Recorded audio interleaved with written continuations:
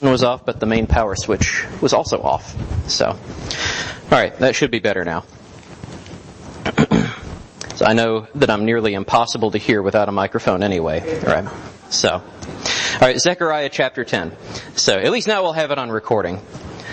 Otherwise, you'd get on YouTube and just have a silent video. We'd have to insert slides like an old silent film. All right, Zechariah chapter 10. We are, as you can see from the structure of the book that I've got up on the board, we are in the next to last section of the book. Chapters 9 through 11 are all one unit of prophecy dealing with Israel as God's flock. And I say Israel because we're going to see where this prophecy goes. You know, we think in the exile and the post-exile it's more appropriate to say the flock of Judah. But as we're going to see, this prophecy expands out. We've already seen it expand out in some pretty dramatic ways. In chapter 9, the Lord has gone out conquering, and He has conquered all the north country. He's taken out all of these pagan cities. And He reveals to us in chapter 9, in verse 7, I will take away its blood from its mouth and its abominations from between its teeth. So He's going to consecrate them. He's going to purify them.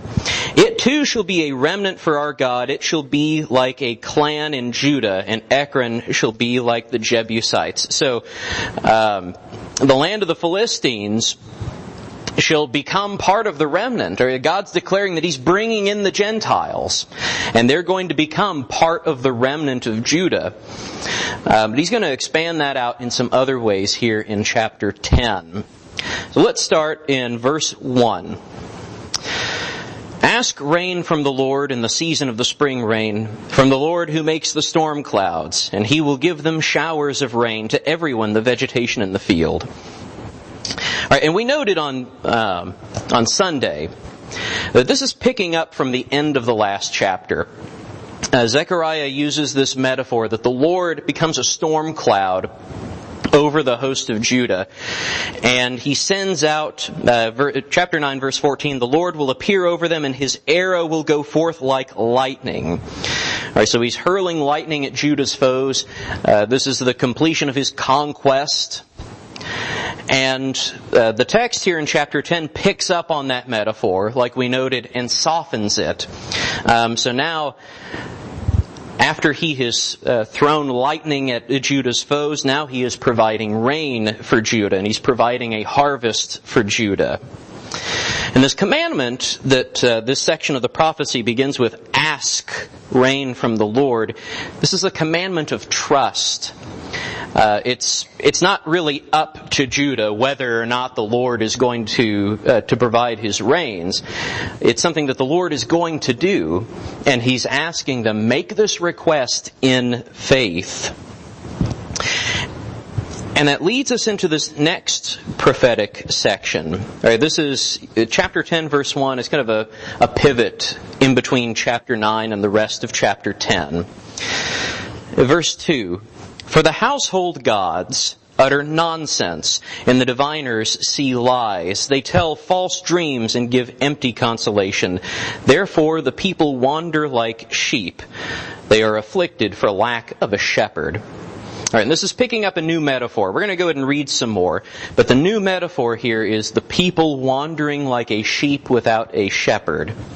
My anger is hot against the shepherds, and I will punish the leaders. For the Lord of hosts cares for His flock, the house of Judah, and will make them like His majestic steed in battle. From Him shall come the cornerstone, from Him the tent peg, from Him the battle bow, from Him every ruler, all of them together. They shall be like mighty men in battle, trampling the foe in the mud of the streets. They shall fight because the Lord is with them, and they shall put to shame the riders on horses. I will strengthen the house of Judah, and I will save the house of Joseph. I will bring them back because I have compassion on them, and they shall be as though I had not rejected them. For I am the Lord their God, and I will answer them. Then Ephraim shall become like a mighty warrior, and their hearts shall be glad as with wine. Their children shall see it, and be glad. Their hearts shall rejoice in the Lord. I will whistle for them and gather them in, for I have redeemed them, and they shall be as many as they were before. Though I scattered them among the nations, yet in far countries they shall remember me, and with their children they shall live and return. I will bring them home from the land of Egypt and gather them from Assyria, and I will bring them to the land of Gilead and to Lebanon, until there is no room for them. He shall pass through the sea of troubles and strike down the waves of the sea, and all the depths of the Nile shall be dried up. The pride of Assyria shall be laid low, and the scepter of Egypt shall depart. I will make them strong in the Lord, and they shall walk in His name, declares the Lord.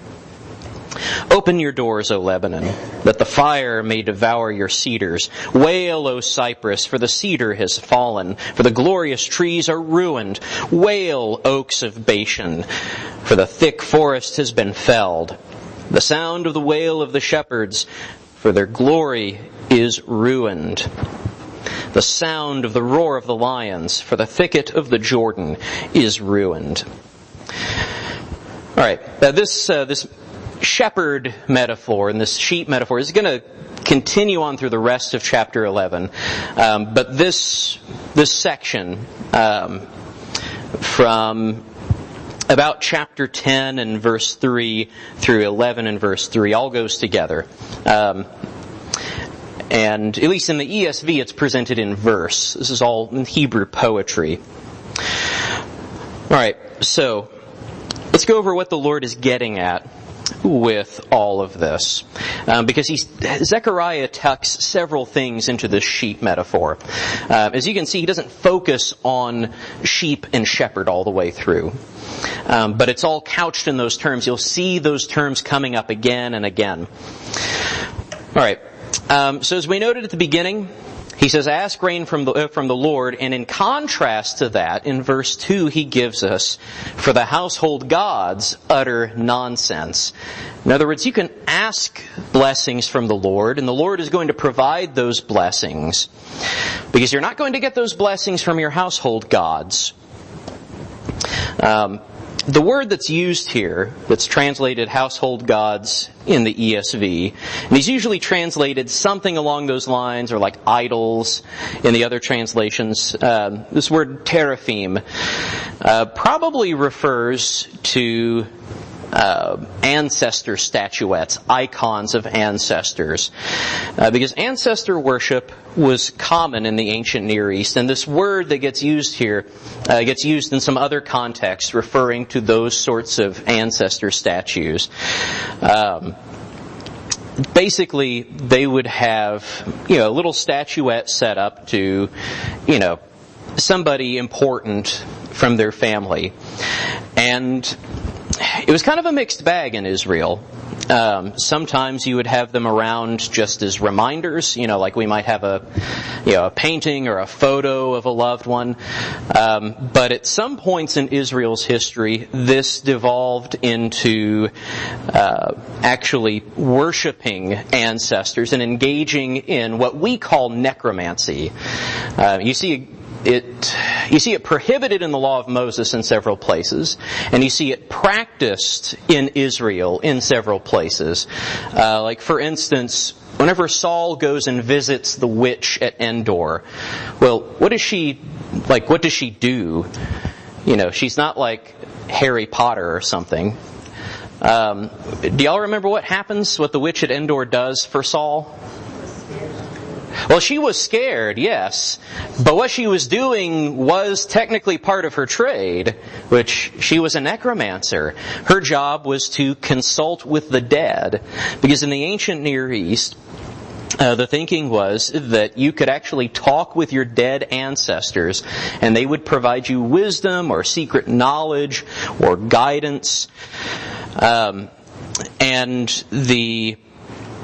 That's why the witch at Endor, whenever she's going to prepare for this summoning ritual, she's like, digging around under her house, because you dig underground to get in contact with the dead. So it's a common practice in Israel for most of Israel's history, and it's especially common in the broader ancient Near East among Israel's neighbors. And the Lord is telling them Right, praying to your ancestors, they're going to give you nonsense. They're not going to give you wisdom or the secret knowledge. They're going to give you nonsense. The diviners, in other words, those necromancers, the ones who speak to the dead, allegedly, they're going to see lies. They tell false dreams. They give empty consolation. They don't actually provide any sort of hope. They're not providing what the Lord is providing. And yet, apparently this is the sort of practice that the Lord sees Israel falling into. Right, because this goes right into the sheep metaphor in verse 2. Therefore, all right, because the household gods utter nonsense, because the diviners see lies, tell false dreams, give empty consolation, because of all of that, the people wander like sheep. They are afflicted for lack of a shepherd. Now, we don't read of anywhere specifically that I know of. Like this seems like a surprise in Zechariah at this point, doesn't it? Because most of Zechariah up to this point has been, the Lord is going to provide for you so long as you're faithful. Really the only question of faithfulness that we've had in Zechariah was this earlier section about fasting, where the Lord kind of chews them out and says, whenever you fasted, you weren't really fasting for me, you were fasting for yourselves. But up to this point, we hadn't gotten any indication that the remnant was engaged in idolatry or inappropriate worship or necromancy, anything like that. It's part of what makes this whole section rather enigmatic. Likely what's going on is that, remember, is the remnant in charge of their own lives right now? Whenever they're returned in Jerusalem and rebuilding the temple, does Judah, does Israel operate as an independent state? Or do they have somebody over them? Y'all remember who they have over them? Who's in charge? It's the Persians. So Cyrus, who has sent them back, Darius, and you'll remember in chapter 7 we get a reference to King Darius. That's the last date that we get in the book, the 4th year of King Darius. The Persians are in charge. There are still foreign leaders who are engaging with Israel and calling the shots. More than likely what's going on here is that Zechariah foresees that living under these pagan leaders, Israel is going to slip back into some of its old practices. That the heathen are engaged in exactly the same sort of thing. And it's going to find its way back into Judah's worship. And so because the people have given themselves over into necromancy, or will give themselves over into necromancy, they wander like sheep without a shepherd. And then the Lord, in verse 3, says, my anger is hot against the shepherds, and I will punish the leaders. So what they lack is a good shepherd. They lack a true shepherd. They have shepherds that the Lord is angry with. People who are leading them in false ways. Again, it doesn't look like it's Zerubbabel or Joshua or necessarily anybody that we've read about from Judah, any of their leaders necessarily. Probably Zechariah is talking about the Persians. His anger is hot against them. And so the Lord, from this point, moves pretty quickly. He doesn't spend a lot of time talking about these bad shepherds. He just says, my anger is hot against the shepherds and I will punish their leaders. But he immediately moves from that to talking about his own superiority as a shepherd. For the Lord of hosts cares for his flock, the house of Judah, and will make them like his majestic steed in battle. The Lord is going to be such a good shepherd that his sheep are going to look like war horses, if you can imagine that. It's quite a metaphor. And so the Lord is going to strengthen Judah. And then, this is easy to miss. as we're reading along. In verse 6, there's a pivot. Verse 6 begins with, I will strengthen the house of Judah. All right, now from Zechariah, this is the sort of thing that we would expect.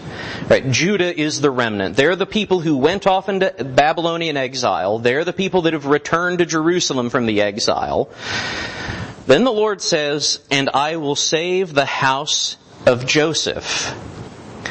Now, who is the house of Joseph? Does anybody know? What does the house of Joseph refer to?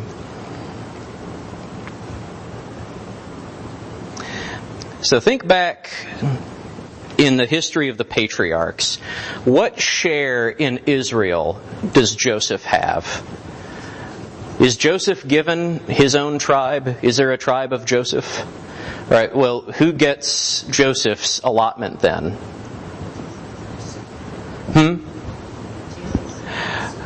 His sons, Ephraim and Manasseh. So by talking about the house of Joseph, we're talking about Ephraim. And in fact, that comes up again in verse 7. Then Ephraim shall become like a mighty warrior. And I should have brought the map up. Ephraim, just to give you a hint, the capital city, the main city of Ephraim is Samaria. Now, think about it in this way. After the reign of King Solomon, who does Samaria belong to? Remember, what happens after the reign of King Solomon to Israel? The kingdom is split. The kingdom is split. And what are the new capitals of these two new kingdoms? The southern capital is Jerusalem. What's the northern capital? Samaria. In Ephraim. Ephraim is the seat of government for the northern kingdom of Israel.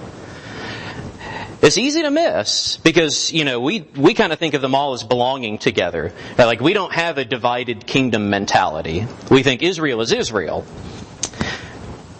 But he says, I will strengthen the house of Judah and I will save the house of Joseph. All right, we've gotten all of these promises about the southern kingdom all throughout the book of Zechariah. But here, now he says, I will save the house of Joseph. In other words, I'm going to bring back the northern kingdom too. And the northern kingdom has been lost for, by this point, centuries. All right, the northern kingdom gets carried off into captivity nearly 200 years before the southern kingdom does. They've been scattered out everywhere. And in fact, this prophecy talks about that. In verse 9, though I scattered them among the nations, yet in far countries they shall remember me, and with their children they shall live and return. I will bring them home from the land of Egypt, and gather them from Assyria. And those are the places that they've been scattered out to. Most of them would have gone to Assyria, but in the days of their decline, lots of them fled down to Egypt as well, because they considered Egypt to be an ally. Then they lose their homeland. The northern kingdom collapses. They're taken off into Assyrian captivity. And the people who are living in Egypt now, essentially they're refugees. They're stuck without a home. There is nowhere for them to return to. And so they start living in Egypt. They start a new life there. And the northern kingdom is, as the prophecy says, completely scattered.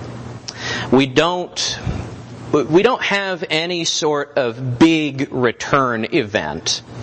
Like with Judah, you've got the decree of Cyrus. All right, this king of Persia decrees that anybody from the people of Judah who want to go home, they can go home.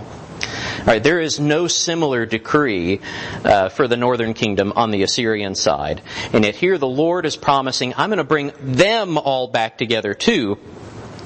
And the remainder of the chapter deals with God calling the northern kingdom back to become part of His people. And not as a separate nation, but like the Gentiles, to become part of the remnant. In fact, He uses a lot of the same terms with the northern kingdom as He uses with Judah. He restores them in the same terms. He says, Ephraim shall become like a mighty warrior in verse 7.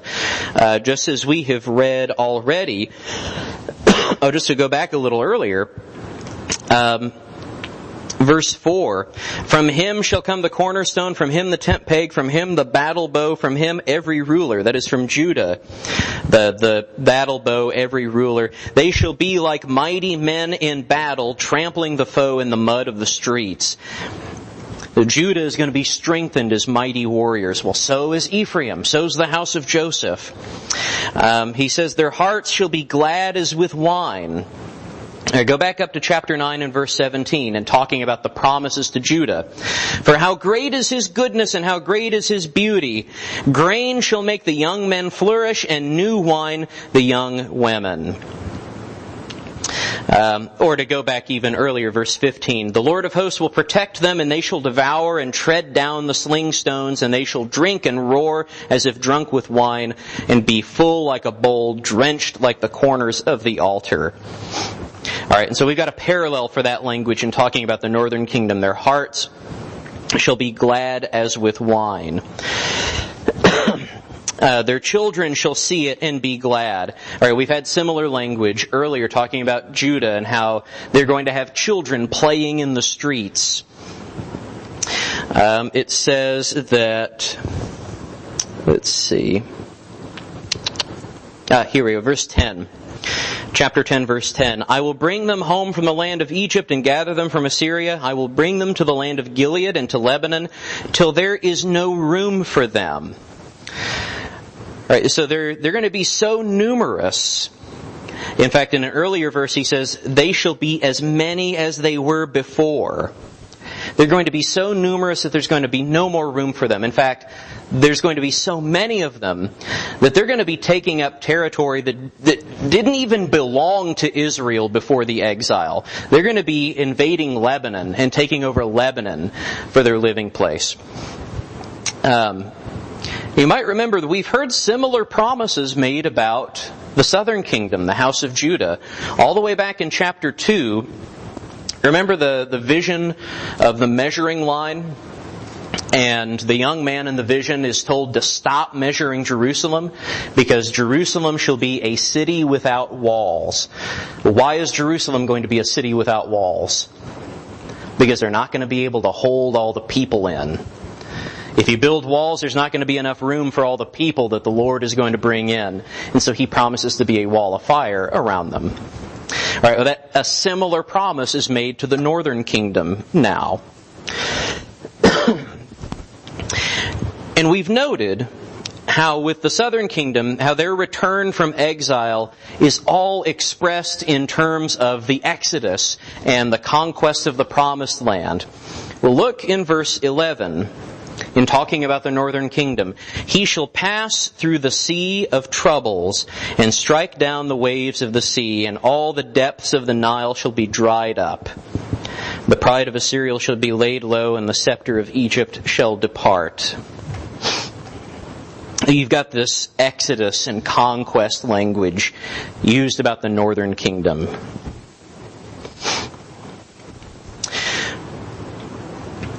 Right, and so he spends all of this time talking about how, just as he strengthens the house of Judah, he is going to save the house of Joseph. That he is going to restore the whole kingdom, not just the southern part of it, but all of it. All right, any questions or comments on this section before we continue into chapter 11? Okay, we read a little further. The last verse of chapter 10 kind of goes with the first 3 verses of chapter 11. So if you go back and look at chapter 10, verse 6, it opens with, I will strengthen. And we've got a repetition of that phrase here in verse 12. I will make them strong in the Lord, or I will strengthen them in the Lord, and they shall walk in His name, declares the Lord. All right, so it's opening another section of this poem. In this final section, if the first section was about the restoration of Judah and the house of Joseph, the second section is about the Lord's judgment on the places that they're going to occupy. Open your doors, O Lebanon, that the fire may devour your cedars. Oh, wail, O cypress, for the cedar has fallen, for the glorious trees are ruined. Wail, oaks of Bashan, for the thick forest has been felled. The sound of the wail of the shepherds, for their glory is ruined. The sound of the roar of the lions, for the thicket of the Jordan is ruined. All right, so he ties together this language about the shepherds, this metaphor of the shepherds, with yet another metaphor, talking about the cedars of Lebanon. All right, you might remember that the cedars of Lebanon feature pretty prominently in Israel's history. The cedar was a symbol of vigor and strength. If you wanted, if you had a big building project, like, for instance, the temple, you would go and get timber. You'd get lumber from Lebanon. You would have cedars cut down and provided for your great building project. And the way this is presented here, I love the way that he uses this image of the tree. I think most of us have at least seen pictures of redwoods, right, or sequoias. You know how enormous they are, and how majestic they are, how powerful they are. Well, how much does it take to ruin that? A cedar is not nearly as big. They're still pretty impressive. But a cedar of Lebanon is not quite that big. All it takes is an axe and a will, and you have laid that thing to waste. And that's the image that the Lord presents to us here. That the cedars of Lebanon, their great strength, they're going to fall. I'm going to light them all on fire. The thick forest has been felled, he says. And the sound of the trees falling is the sound of the wail of the shepherds. Wayne? Well, to the point about the sequoias, I was out there in September. Yeah. And one of the things I found out was, as big as they are giant enormous. Yeah. Almost 40 foot wide. Yeah. And they're huge, just as what huge. But as all their size, they don't have very much of a root system. Really? And it doesn't take much for a wind to blow them up. I saw as many fell trees on the ground. Huh. I saw standing out. I mean, they were all over everywhere. Interesting. Most of them, if not every single one of them, had lightning strikes all through the whole side of the bird to a crisp. Yeah. So, but it didn't hurt the tree. It still grew. Right. But still, it's something about this. Even though they're stately and they're very established. Yeah. They have the appearance of strength. Yeah, it doesn't take very much to knock them over. Right. Yeah, you just got to know the right thing to do. Yeah, and the Lord... Remember, the Lord has said that Lebanon is the place where He's going to bring in the remnant of the northern kingdom. All right, they're the people who are going to be dispossessed. And we get a sense that, like with the original conquest, like with the return from Egypt, Lebanon's going to be conquered basically because it deserves to be conquered. It's going to be dispossessed because it deserves to be dispossessed. Because the Lord in verse 3 identifies them and identifies their fall with that of the shepherds. These shepherds who, in verse 3 we read, "My anger is hot against the shepherds, and I will punish the leaders." Sorry, chapter 10 and verse 3. That I think he has more than just Lebanon in mind, but the judgment falls pretty squarely on Lebanon by the end of this unit of prophecy. All right, so that's going to bring us into the next section of chapter 11, the next division of this bigger unit of prophecy that runs from chapter 9 through 11. Any questions or comments up to this point? No, not literally talking about the trees. So, and I don't know of any of any point in history where the cedars of Lebanon all literally just fell over and caught on fire.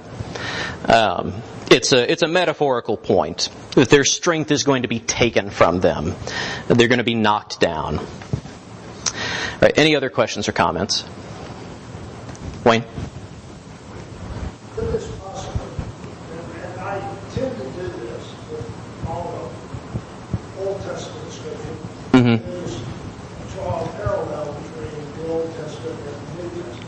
And, a lot of the Old Testament we see reenacted or reappeared again in the New Testament. We be alluding possibly to the shepherds of the New Testament leading the church astray and being very angry towards them.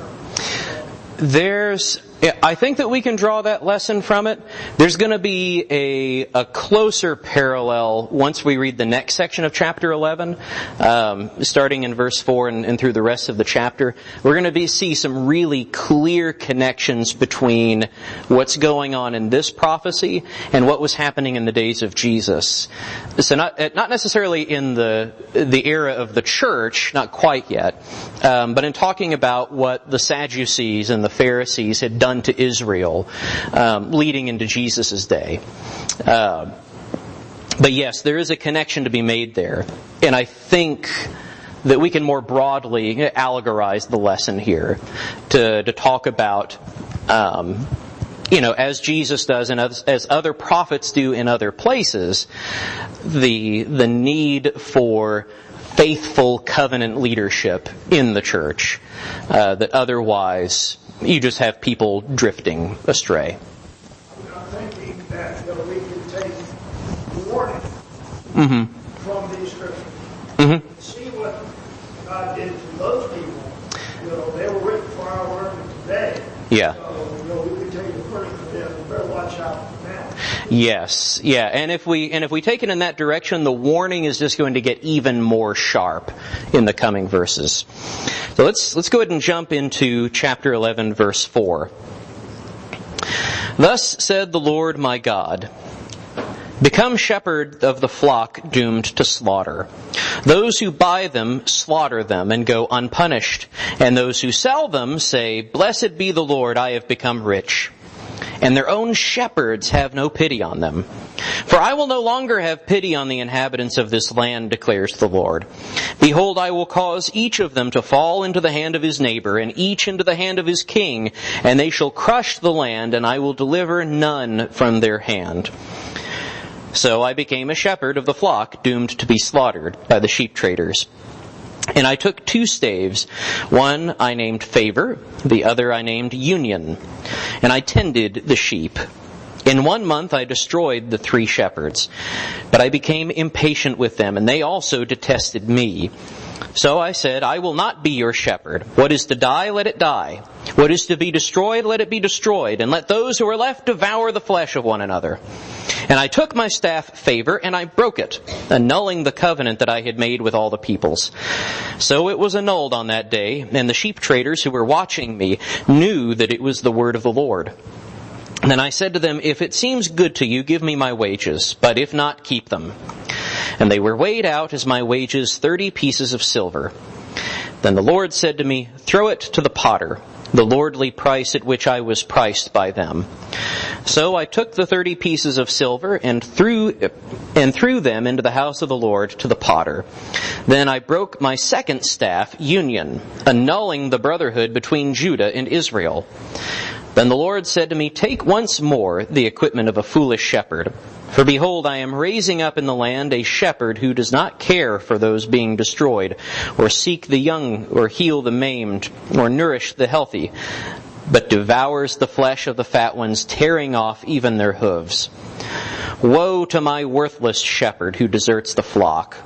May the sword strike his arm and his right eye. Let his arm be wholly withered, his right eye utterly blinded. All right, this chapter is dominated by a pretty difficult object lesson. It is obviously a response to the shepherding metaphor from the last chapter. But he's taking it in a new direction. he's instructing Zechariah in verse 4 to basically become an object lesson. Right, and this is not uncommon in the prophets. You remember at the beginning of Hosea, the Lord instructs Hosea to go out and marry a prostitute and have children by her. And the whole point of it is, Hosea is living out this set of circumstances, and it becomes basically a parable, a living parable, where the Lord draws lessons off of what's happening in the prophet's life. And so in Hosea's case, it resulted in him having, for what we consider to be very bizarrely named children, like "not my people." How would you like to grow up with that as a name? You'd think you'd have daddy issues with a name like "not my people." Not my people? I was going to say come here, but stay over there. It's just, I don't know. They probably coped with it better than we would.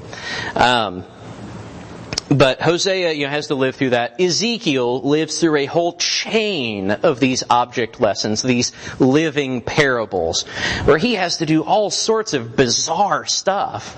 Like he has to, at one point, he builds up a little dirt model of the city of Jerusalem, and he builds up a little mock siege work against it. And it's like he's playing war, like he's playing toy soldiers on the ground for, I forget how long he was supposed to do that. Out in the street where everybody could see him, and it's an object lesson that Jerusalem is going to be besieged and destroyed. That what Ezekiel is doing, seemingly as a fool at play, is what's going to happen to Jerusalem. And he has to do other stuff too, like build up a fire made out of dung and sleep next to it. Just, the worst job in the world is prophet of the Lord. You read through the prophets, and I would take anything over mostly anything over prophet of the Lord. Here, Zechariah lucked out. Not that bizarre of a parable to live out. Become shepherd of the flock doomed to slaughter. Now, there was Keith had asked earlier, in the first 3 verses of the chapter, when the Lord is talking about this forest being felled and set on fire, we're not talking about that happening literally. And no, that's not the case. But here, the Lord has provided His instruction to Zechariah, become a shepherd. And so Zechariah literally becomes a shepherd. He takes up 2 literal staves and names them Favor and Union. And he becomes a hireling, basically. And this is important to understand, that in the ancient Near East, the shepherd is not the one necessarily who owns the flock. The shepherd is usually a hireling. Like you think of like Jacob working for Laban, right? He was a hireling as a shepherd. And so Zechariah's job, along with the other shepherd's job, is to take care of the flock, right, which is what Zechariah is doing. We read about that in verse 7. We'll say more about that in just a second. But what are the other shepherds doing? Yeah, they're running through the flock, making a profit off of it, which is stupid because the flock doesn't belong to them. What do you think the owner is going to do whenever he comes back and discovers that he's been fleeced, so to speak? He is going to deal... I can't resist that anytime shepherding comes up. They're going to be dealt with. Right? And notice the perverse way that they treat this. Verse 5. And this is what the Lord says about them. Those who buy them slaughter them and go unpunished, and those who sell them, that is, these hirelings who don't even own the sheep, they say, "Blessed be the Lord." Right, using the holy name of the Lord, Yahweh. "Blessed be Yahweh, I have become rich." They're invoking the name of the Lord in praising and glorying in what they have done. When they've just stolen property. Basically, when they're making money off of sheep that don't belong to them. All right, their own shepherds, the Lord says, have no pity on them. Now, there's an object lesson here obviously, that, well, as we've seen so far in the prophecy, who are the sheep? The people of Israel. Right? That much hasn't changed. Like, there are literal sheep, but these sheep are, they're parabolic. They represent the people of Israel. And the shepherds have no pity on them. Right? They're running through, slaughtering the sheep, selling them for a profit. And then in verse 6, this is where things take a really dark turn. All right, we noted that for most of Zechariah, the tone has been rather positive. It's been mostly promise. Look in verse 6. For I will no longer have pity on the inhabitants of this land, declares the Lord. Behold, I will cause each of them to fall into the hand of his neighbor, and each into the hand of his king, and they shall crush the land, and I will deliver none from their hand. All right, this doesn't fit seemingly into the broader narrative of what the return is supposed to look like. Right, the return from exile is supposed to be, glorious. The Lord is bringing His people back into the promised land, and He's going to conquer the Gentiles, and He's going to bring some of them in as part of the remnant, and He's going to bring back the northern kingdom. He's going to restore the fortunes of Israel. He's going to be like a wall of fire around Jerusalem. He's made all of these promises. But you remember, and this has been the case since the very beginning of Zechariah. Go back to chapter 1, verse 2. The first words out of Zechariah's mouth that we have recorded. The Lord was very angry with your fathers. Therefore say to them, thus declares the Lord of hosts, return to me, says the Lord of hosts, and I will return to you, says the Lord of hosts. Do not be like your fathers, to whom the former prophets cried out, thus says the Lord of hosts, return from your evil ways and from your evil deeds. But they did not hear or pay attention to me, declares the Lord. Your fathers, where are they? And the prophets, do they live forever? But my words and my statutes, which I commanded my servants the prophets, did they not overtake your fathers? So they repented and said, as the Lord of hosts purposed to deal with us for our ways and deeds, so has He dealt with us. So we've noted that all of these promises are couched in a warning, that they're all conditional in a sense. That the Lord wants to return His people and prosper them, but He is going to judge them if they fall into the ways of their fathers. Now, what the Lord has in mind here in chapter 11, and when we see this taking place, or we haven't gotten to those yet, because like I said, up to this point, it sounds like they've been doing pretty well. They've been building the temple, right? Zerubbabel has been declared as one of the Lord's anointed. Joshua has been declared as one of the Lord's anointed.